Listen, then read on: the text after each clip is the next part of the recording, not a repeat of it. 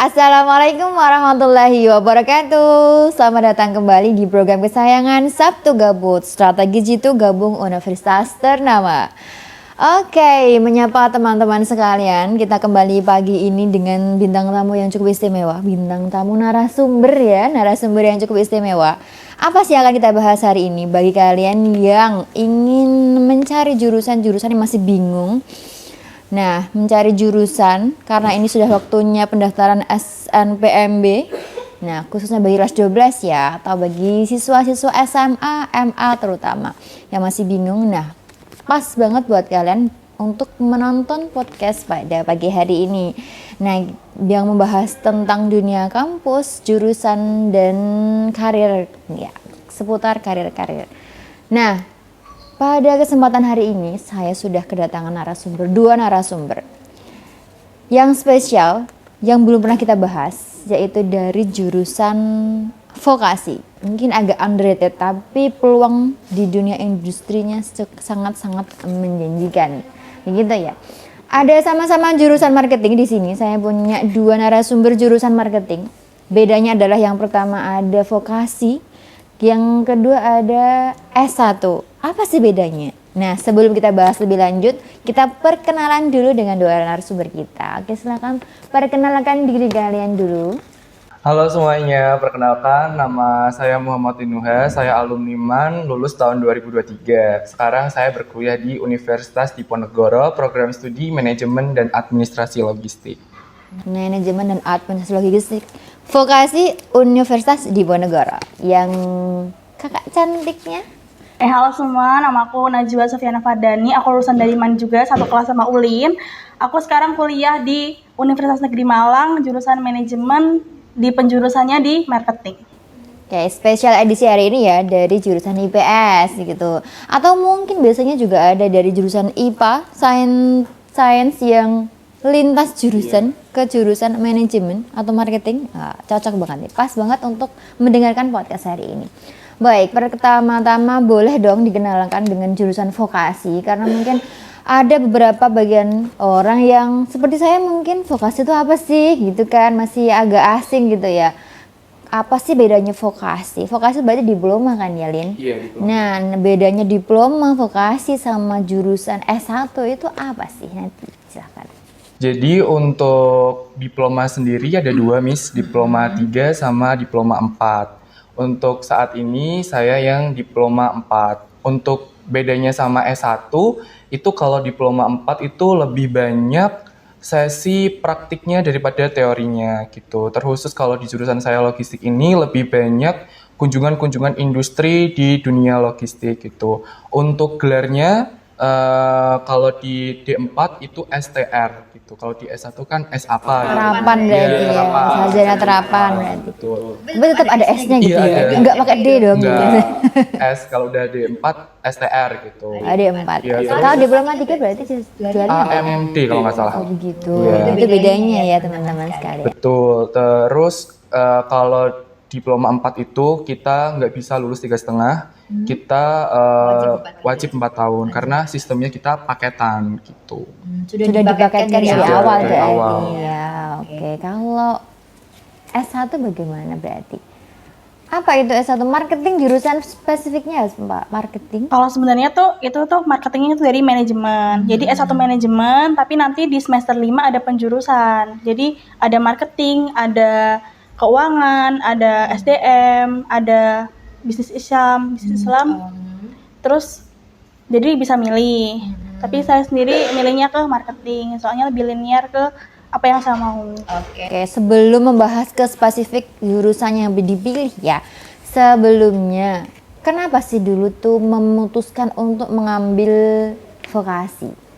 Yang Ulin dulu wis. Sebenarnya untuk memilih jurusan vokasi itu tidak ada di benak pikiran saya, Miss. Gitu. Berarti boleh dong diceritakan Iya, dulu sejarahnya betul. ya kalau masuk vokasi. Karena menurut saya orang-orang masih memandang vokasi itu rendah. Ya, underrated gitu maksudnya ya. Betul. Terus pada akhirnya saya daftar, saya keterima. Sempat di semester 1 waktu itu masih bingung, apa sih sebenarnya logistik itu gitu, Miss. Tak stop dulu, Lin. Nah, berarti sebelum kamu memutuskan di vokasi, kan ada perjalanannya. Sepertinya kalau Miss Nurul tidak salah ingat, kamu lolos, maksudnya kamu masuk eligible kan ya? Waktu itu apa yang kamu pilih? Waktu eligible saya ngambil S1 Pembangunan Sosial di UGM. Iya.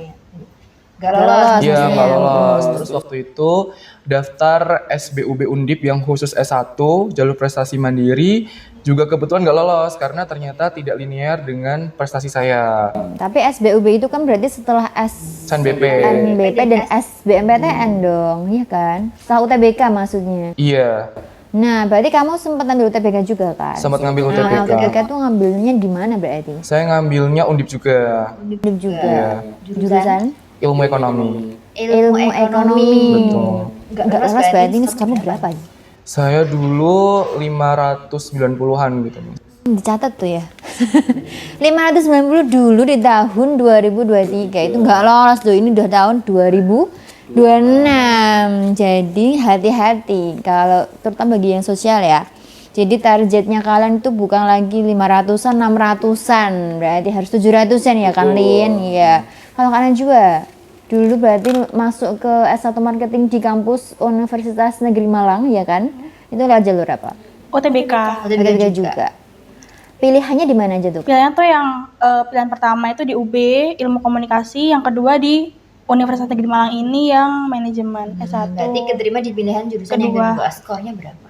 612. 612 dicatat ya. 612 tahun 2023 itu pilihan pertamanya Ilkom UB nggak lolos, keterimanya di Universitas Negeri Malang dengan skor 612 dicatat. Berarti targetnya harus di atas itu. Baik, kembali lagi ke jurusan tadi ya, ke jurusan marketing dan administrasi. Manajemen dan administrasi logistik. Salah, manajemen berarti. Najwa berarti kan S1 manajemen. manajemen juga ya? Marketing gimana tadi? Kalau Najwa Oh, penjurusan. penjurusannya. Oh, kalau sudah penjurusan di semester berapa tuh penjurusan? Kalau di saya semester 6. Kalau di Najwa Semester 5. semester 5. Oke. Oke. Kita masuk ke yang lebih detail lagi ya. Apa sih yang kalian pelajari itu di vokasi sama di S1 marketing lagi manajemen ya kan? Nah, perbedaan yang nyata yang kalian pelajari itu apa? Coba dijelaskan. Kalau vokasi itu, kalau di saya jurusannya itu manajemen dan administrasi logistik. Tentunya yang dipelajari bukan hanya teori-teori tentang manajemen aja, tetapi ada sedikit dari teknik industri, terus dari segi administrasinya juga gitu. Kalau di D4 itu lebih banyak prakteknya, tentunya kita juga banyak laporan prakteknya, observasi dan lain sebagainya gitu, Miss. Tapi kuliahnya lebih banyak ke praktisnya ya maksudnya ya. Terus pengajarnya. Nah, pengajarnya kayaknya ini ada yang menarik ini kalau di vokasi ya kan. Pengajarnya itu dari Kalau pengajarnya itu, kalau di vokasi kebanyakan praktisi gitu, bukan dosen, tapi praktisi dari beberapa perusahaan gitu. contohnya Lin yang sudah pernah kamu jalani itu. Ada dari CV Nengsri kalau nggak salah, beliau mengajar kewirausahaan waktu itu di jurusan saya gitu. Itu CEO-nya Lin. Iya, CEO-nya. CEO. Nah, langsung berarti pengajaran itu langsung pelaku utama ya. Langsung pelaku utama yang terjun ke dunia pendidikan, memberikan praktisnya langsung gitu ya. Artinya kamu sudah mendapatkan atau kalian-kalian yang di jurusan vokasi sudah langsung dijuruskan ke ini loh pekerjaanmu nanti begitu maksudnya. Iya. Jadi gambarannya jelas sekali. Jelas. Nah, begitu. Sedangkan kalau memilih untuk marketing lagi S1 manajemen. Nah, yang dipelajari apa tuh? Kalau di S1 manajemen sendiri itu kita itu belajar gimana cara kita itu bikin bisnis mulai dari awal sampai produk itu atau jasa itu sampai ke tangan konsumen. Jadi dari awal sampai akhir. Jadi kita belajar dari mulai bikin ide bisnis, Business plan-nya ya maksudnya. bisnis plan-nya, terus gimana pemasaran bisnis itu, terus gimana cara membuat bisnis itu, gimana cara bisnis itu bisa berkembang dan dikenal sama orang. Kan kalau di vokasi juga mempelajari itu ya Lin ya, bisnis plan juga ya. Nah, perbedaannya apa sih sebenarnya? Kalau bisnis plan di vokasi karena saya jurusan logistik itu lebih ke jasa, bukan produk gitu. Cuman untuk di vokasi Undip di jurusan saya itu tidak membatasi mahasiswanya gitu. Boleh produk, boleh jasa. Tapi kalau produk diusahakan harus ada orientasinya buat ekspor gitu karena kan logistik Miss gitu. Lebih ke ekspornya bagaimana? Iya. Alur ekspornya bagaimana itu dipelajari ya? Dipelajarin dari awal dokumen-dokumennya, terus perizinannya dan lain sebagainya. Kalau di S1 manajemennya Najwa itu kan berarti mempelajarinya ya maksudnya pembelajaran yang di kelas gitu ya maksudnya ya Pak. Tapi kalau di ULIN, nah saya penasaran itu berarti praktisnya modelnya gimana Lin? Kalau saya prakteknya itu kita terjun di perusahaan logistik. Waktu itu di Samudra Indonesia, kita di situ ada project. Langsung lokasi berarti ya Lin? Wow. Kita ada project mengenai K3, keselamatan, kesehatan kerja gitu di dunia kontainer gitu. Terus juga observasi juga di pergudangan gitu. Kita melihat bagaimana sih alur gudang itu yang benar gitu kan. Kan alur gudang itu ada banyak, ada FIFO, ada LIFO dan lain sebagainya gitu. Tergantung jenis produknya apa di gudang itu. Berarti sering jalan-jalan kuliahnya ya Lin? Iya, sering jalan-jalan. Oke, mengenai ini perbedaannya ya. Terus nanti kalian sudah pernah apa saja sih? Selama ini kan berarti udah semester 6 ya. Iya. Nah, bisnis plan apa saja yang sudah pernah kamu wujudkan? Maksudnya dikerjakan secara nyata? Kalau bisnis plan yang pernah saya kerjakan secara nyata yaitu saya membuat abon dari kulit pisang. Abon dari kulit pisang. Iya. Sudah dipasarkan berarti itu? Sudah dipasarkan. Sejak tahun berapa? Tahun 2025 bulan Agustus. 2025. Bisa dijelaskan lebih lanjut abonnya itu abonnya bagaimana? Abonnya itu terbuat dari kulit pisang yang mana itu kami ngambil dari pedagang gorengan di Semarang gitu. Sebentar. Abon itu kan biasanya mesti di benak kita itu protein hewani ya Lin ya. Nah terus kalau dari kulit pisang itu berarti yang kamu pasarkan itu value-nya apa? Maksudnya brandingnya itu gimana gitu Mas Lin? Kalau untuk value dari produk abon kulit pisang ini tentunya dia makanan siap makan, siap saji gitu Miss. Terus yang kedua kami juga mengusung konsep zero waste karena kan itu dari limbah juga yang mana limbah itu kan mungkin tidak dioptimalkan sehingga kami mengoptimalkan untuk diolah sebuah makanan sehingga mengurangi sampah gitu. Ada yang beli? Ada yang beli. Terus maksudnya gini, cara kamu untuk marketingnya, nah mengunggulkan produkmu bahwa produk ini tuh ada keunggulan tertentu, misalnya yang tidak dari zero waste-nya, dari segi gizinya mungkin Lin. Nah cara kamu untuk memasarkannya bagaimana Lin? Sebelum kita fokus ke memasarkan, tentunya produk saya ini harus diuji lab terlebih dahulu. Diketahui ada beberapa kandungan gizinya, mulai dari serat, debu dan sebagainya. Ternyata kulit pisang itu lebih banyak seratnya daripada protein dan karbohidrat gitu.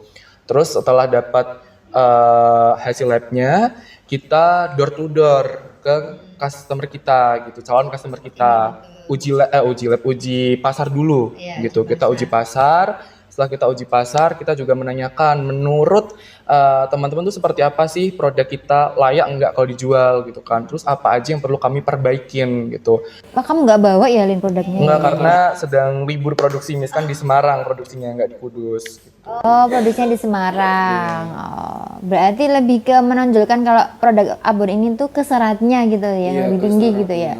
Soalnya kalau abon-abon yang biasa di pasaran itu kan lebih ke protein hewaninya kan. Nah begitu, ini lebih ke nabati berarti ya pasaran.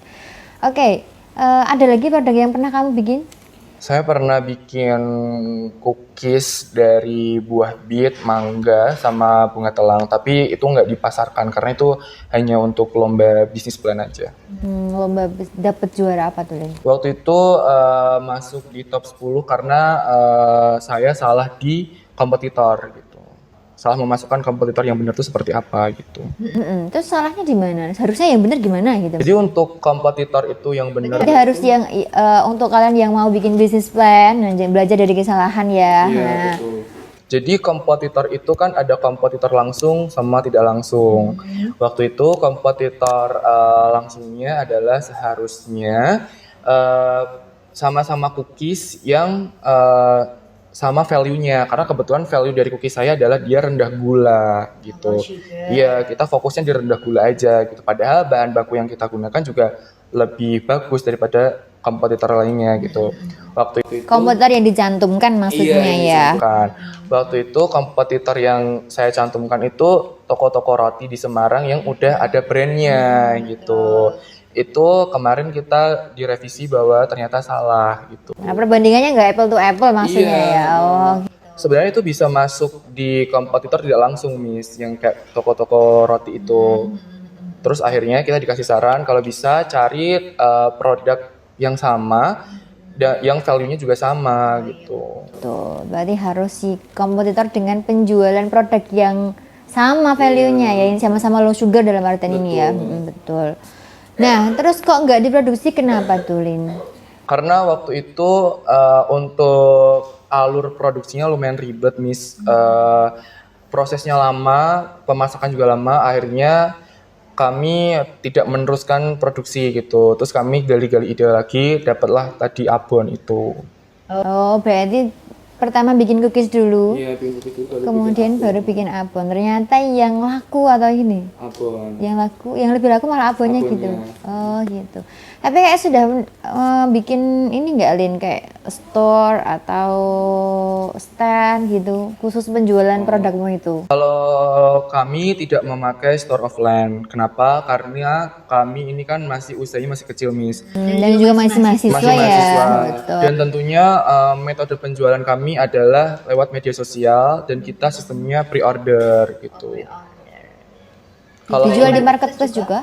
belum, karena kami belum terlalu banyak izin PIRT-nya gitu. Tapi sejadinya di jurusanmu itu kan berarti ini ya mempelajari marketingnya juga sekalian kan? Kan dari produksi, bisnis plannya bagaimana, terus marketnya bagaimana begitu kan? Iya, sama. Karena sekarang kan lagi zamannya marketplace lagi booming gitu kan. Jadi jurusanmu itu cukup menjanjikan di industri saat ini ya, Lin ya. Oke, sekarang bedanya ke S1 manajemennya. Nah, bisnis apa tuh Kak Najwa yang sudah pernah dibikin? Saya udah 3 kali lolos pendanaan di fakultas. Itu waktu semester 1 itu bikin pai jenang. Pai jenang. Jadi pai susu yang Yang kayak biasanya pai susu. iya, cuma fly-nya diganti pakai selai jenang. Oh, gitu. Jadi jenang. Itu bisnis lainnya ya. Ya, terus dibikin jadi produk. Tapi nggak dipasarkan. Kenapa nggak dipasarkan? Soalnya pembuatannya lumayan ribet. Terus Bikin nyari jenangnya ya dulu jenangnya ya? juga kan harus ambil dari bikin. Kalau nggak gitu bisa ambil dari supplier. Cuma untuk ngadonnya itu lumayan lama. Terus di bagian kulitnya itu kadang itu Painya berarti, kulit painya. kulit painya itu ringkih. Jadi kadang itu keras banget. Kadang bisa Belum menemukan tekstur yang pas pas gitu juga ya. ya. Oh gitu. Jadi harus diuji beberapa kali harusnya ya. Jadinya belum kesempatan gitu maksudnya untuk menjual. Kayak selain itu? Yang semester 4 itu pernah ikut bikin pai jenang, lapis legi jenang. Lapis lebih jenang. Pokoknya jenang gitu. Waktu itu kepikirannya Ada di jenang, kudus deh maksudnya. iya, sekalian kenalin jenang kan Dari dari jenang ke Kudus. Malang gitu maksudnya. Oke. Terus yang terakhir itu kemarin itu bikin sabun batang dari tawas. Keunggulannya apa tuh? Itu dipasarkan. Yang itu dipasarkan di bazar. Di bazar. Jadi ada bazarnya. Ada yang beli. Ada. Jadi abis kemarin tuh sebenarnya sampai sold out, biasa, sampai habis. sold out. Keunggulannya apa tuh berarti kalau tawas tuh? Kalau tawas itu bisa buat mengurangi bau badan. Terus habis itu bisa melembabkan Bisa sabun kulit. batang kan ya? Karena ada minyak kelapanya. Jadi dikasih minyak bisa kelapa. melembabkan kulit. Terus ada yang pre-order lagi, yang buka pre-order kayak Ulin nggak? Sebenarnya ada yang tanya-tanya, dosen, terus ada orang luar juga itu. Karena yang sudah pernah pakai gitu maksudnya. Cuma kita belum Pengen nyari open review lagi. Purchase gitu maksudnya ya? Belum open lagi. Berarti itu sangat menjanjikan juga ya? Menjanjikan juga maksudnya nih. Oke, apakah di jurusan kalian itu semua mahasiswanya itu harus jualan semuanya gitu maksudnya? Harus bikin bisnis plan yang kemudian harus direalisasikan semua atau tergantung masing-masing mahasiswanya gitu? Kalau dari saya tergantung mahasiswanya sih, Miss. Itu nggak harus terrealisasi. Balik lagi ya, di semua jurusan tuh sebenarnya tergantung mahasiswanya Betul. juga. mau bergerak apa enggak, mau berpikir, mau berinovasi apa tidak, begitu ya, tergantung mahasiswanya. Nah berarti luar biasa sekali mahasiswa yang ada di samping-samping saya. Oke, kemudian kalau banyak pasti ini deh yang paling sering timbul pertanyaan ya di benak-benak masyarakat itu, peluang kerjanya apa sih? Nah, mesti kan di semester 6 sudah banyak gambaran dong. Nah, di vokasi itu peluang karirnya bagaimana, prospek kerjanya bagaimana, terus di S1 marketing lagi, di S1 manajemen itu bagaimana prospek karirnya, begitu. Tolong dijelaskan. Kalau di jurusan saya, di manajemen dan administrasi logistik, prospek kerjanya tentunya kalau kita di perusahaan manufaktur ada di bagian staff warehouse atau staff pergudangan, terus di staff purchasing, pembelian, terus di pengadaan, terus ada staff procurement, ya sama sih dengan pengadaan, terus yang terakhir itu kita ada di distribusi ataupun transportasi gitu. Di ekspor gitu, Ya, ekspor impor juga, gitu staff ya, ekspor impor juga. staff ekspor impor. Tapi kamu pernah nggak, maksudnya ada pembelajaran tentang ekspor impor yang benar-benar langsung terjun ke lapangan gitu, Lin? Kalau untuk terjun ke lapangan, eksim kami belum, tapi kami baru praktik mengenai dokumen-dokumennya apa aja, terus pajaknya juga ke bea cukai gitu. Karena kan kalau ekspor impor tuh sangkut pautnya sama bea cukai juga, Miss, gitu. Iya, soalnya kan biasanya sekarang kan harus go internasional gitu kan, maksudnya harus mengekspor misal produk dari kulit pisang, abon kulit pisang yang belum pernah ada di Amerika misal gitu ya, tapi udah dipelajari ya? Sudah dipelajari. Oke, kalau Kak Najwa? Kalau di manajemen sendiri kan prospek kerjanya kan luas, sebenarnya bisa kemana-mana. Karena kita udah belajar dari basic-basicnya semuanya. Itu bisa jadi social media spesialis, terus habis itu jadi sales marketing di bagian sosial media, terus habis itu digital marketing dan sales marketing. Kayaknya lebih ke kantornya bisa gitu guys. lebih ke kantornya daripada terjun ke langsung lapangan. Terus kalau misalnya mau bikin usaha juga bisa, karena kita juga belajar tentang kewirausahaan. Kalau yang spesifik kan di semester 5 atau semester 6 kan sudah langsung masuk ke jurusan spesifik ya, penjurusan ya. Kalau Lin kan ambilnya di logistik ya. Nah, emang ada apa aja, Lin, kalau di penjurusan di vokasi? Kalau penjurusan di vokasi, jurusan saya ada dua, kewirausahaan sama logistik profesional gitu. Kamu ambil yang Logistik profesional. Kenapa tidak yang satunya? Kenapa ambil yang logistik profesional? Karena menurut saya, kenapa saya harus terjun di logistik profesional? Karena dari awal semester 1 kan udah terjun ke dunia logistik gitu, Miss. Lebih baik saya langsung nyebur aja udah basah gitu kan. Akhirnya saya ambil logistik profesional. Sedangkan kalau kewirausahaan, ini tuh bisa kita pelajarin sambil jalan gitu. Oh gitu, itu menurutnya Ulin Iya, ya. menurut Jadi saya. kalian boleh punya pemikiran masing-masing. Untuk mengambil, jadi kalau di jurusan D4 vokasi apa, Lin? Manajemen dan administrasi. Dua penjurusan di semester 6. Jadi kalian bebas untuk memilih di kewirausahaan atau di bagian logistik profesional. profesional. Kalau Kak Najwa, berarti di semester 5 ya? Ada apa saja berarti tadi, Kak? Kalau manajemen itu penjurusannya ada 4. Ada manajemen keuangan, manajemen sumber daya manusia, manajemen marketing, sama yang satu itu bisnis syariah. Jadi ada 4. Najwa berarti ambil yang marketing. Ambil yang ya? marketing. Ambil yang marketing. Kenapa nggak yang lain gitu? Kan misalnya yang syariah gitu, misalnya sekarang mungkin gitu. Kalau yang syariah kayaknya belum tertarik buat ambil yang syariah, tapi sempat tertarik buat ambil yang kewirausahaan. Cuma kalau menurut saya sendiri, kalau kewirausahaan itu masih bisa dipelajarin sambil jalan. Sama kayak Jadi ambil marketing aja, karena marketing itu harus belajar dari awal. Jadi nggak bisa tahu basic-basicnya. betul. Marketing kan harus butuh strategi dan Betul, gitu. banyak yang dipelajari marketing. Oh, begitu. Oke, last session. Apa sih yang ingin kalian sampaikan itu untuk adik-adik sekalian dan atau penonton pemirsa sekalian yang bingung memilih jurusan? Nah, mungkin kamu punya dari pengalaman kalian dulu pilih jurusan ini, kenapa akhirnya memutuskan ini? Silakan di last statementnya buat adik-adik sekalian. Kalau menurut saya pribadi, untuk menentukan jurusan itu, yang pertama kalian harus riset dulu ada apa aja sih di kampus yang kalian tuju itu jurusannya gitu kan. Terus yang kedua sesuaikan dengan passion kalian gitu. Misalnya kalian ngerasa bahwa nggak passion gitu kan, pasti itu ada masanya terlewatkan gitu. Nanti sambil jalan, sambil naiknya semester pasti akan enjoy dengan sendirinya gitu. Karena sudah tahu alurnya. Udah tahu gitu alurnya pastinya. gitu. Itu sih Miss, kalau dari saya. Oke, kalau dari Kak Najwa. Kalau dari saya sendiri, yang pertama sama kayak Ulin tadi, terus yang kedua itu jangan takut salah jurusan sebenarnya. Oh gitu, jangan takut salah jurusan. Karena dulu saya waktu masuk marketing itu pernah mikir kayak nggak passion Nggak banget ada di sini. jurusannya. Ternyata waktu jalanin Marketing gitu, apakah jadi jadi sales sales gitu iya. ya? Karena sebenarnya tuh karena marketing itu kebanyakan orang-orang tuh nyaranin tuh bakal terjunnya jadi sales gitu. Akhirnya ternyata prospeknya tuh lebih luas. Meskipun harus jatuh bangun untuk masuk perguruan tinggi gitu kan, kayak tadi Ulin tuh harus melewati SNBP, SNBT, kemudian berarti berakhir di apa tadi Lin? Coba dijelaskan ya. Saya keterima di Undip itu jalur JPSV, jalur prestasi sekolah vokasi.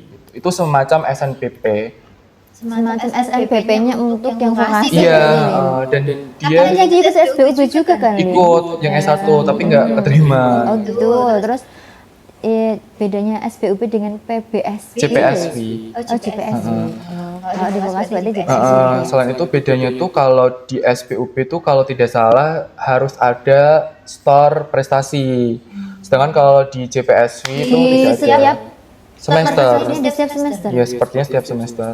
Kalau mau masuk ke Undip lewat jalur SPUB berarti setiap semesternya harus setor prestasi. Dan dia Harus ikut lomba-lomba gitu maksudnya ya. Lin? jalur seleksinya juga lebih ketat gitu. Ada tes minat bakatnya, interview dan lain sebagainya. Gitu. Bedanya dengan yang JPSW apa tuh, Lin? Kalau JPSV itu dia hanya pakai rapot, terus piagam itu opsional. Berarti penyuruh dari rapat, nggak ada Dari tes ya? rapot, ya. Nggak ada tesnya sama sekali.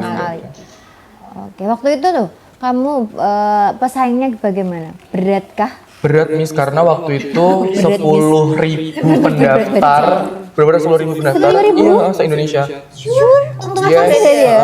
Di jalur Berarti JPS. tidak ada yang underrated ya, karena realitinya saingannya Ulin 10.000 di jalur JPSW-nya.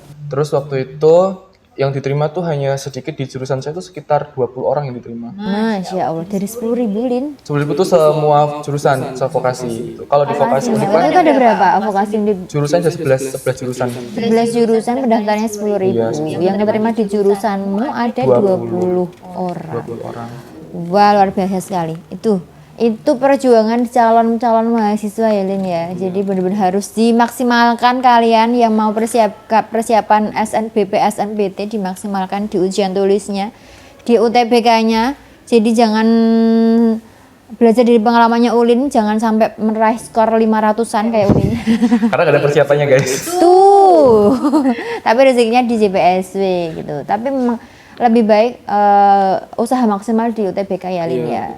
Karena kan pasti kamu sempat mengalami ini dong, down gitu nggak Lin? Iya kan? Soalnya kan masih kebingungan, teman-teman saya udah pada keterima, saya harus mengambil di mana, itu kamu masih sempat kayak gitu ya? Sempat ketika Iya, jadi supaya tidak terlalu pusing nanti ngambil UM dimanapun, nilai 500 juga susah di UM ya Lin. Kalau bagi kampus yang UM-nya itu pakai jalur apa nilai UTBK, iya kan ada kan? Nah, 500 itu masih susah. Oke, baik. Ada lagi yang mau disampaikan? Sudah cukup sih kalau dari saya Miss. Cukup ya. Oke, terima kasih banyak atas ilmu yang sudah disampaikan. Spesial sekali karena kita jarang sekali membahas di jurusan vokasi, karena biasanya kan kita membahas kedinasan, jurusan-jurusan yang top-top bagi menurut pandangan orang begitu ya. Jurusan vokasi itu masih underrated mungkin, tetapi ternyata peluang di dunia bisnis atau di industri itu cukup meyakinkan, lebih banyak mengingat di industri sekarang ya. Ada banyak marketplace, dunia logistik begitu ya Lin ya. Jadi bisa buat pertimbangan kalian calon mahasiswa yang sedang kebingungan untuk memilih jurusan apa. Bisa dinotis ya jurusan ini ya. Oke, baik. Demikian ya sesi kita pada pagi hari ini podcast Sabtu Gabut. Buat kalian yang lagi galau milih jurusan, jangan cuma lihat namanya saja, tapi lihat masa depannya bagaimana. Wah. Sampai jumpa kembali di program Sabtu Gabut selanjutnya. Kalau episode kali ini bermanfaat buat kalian, jangan lupa follow, share ke teman-teman kalian. Akhir kalam, saya Miss Nurul. Sampai jumpa di program Sabtu Gabut selanjutnya. Strategi Jitu Gabung Kampus Ternama. Wassalamualaikum warahmatullahi wabarakatuh. Terima kasih.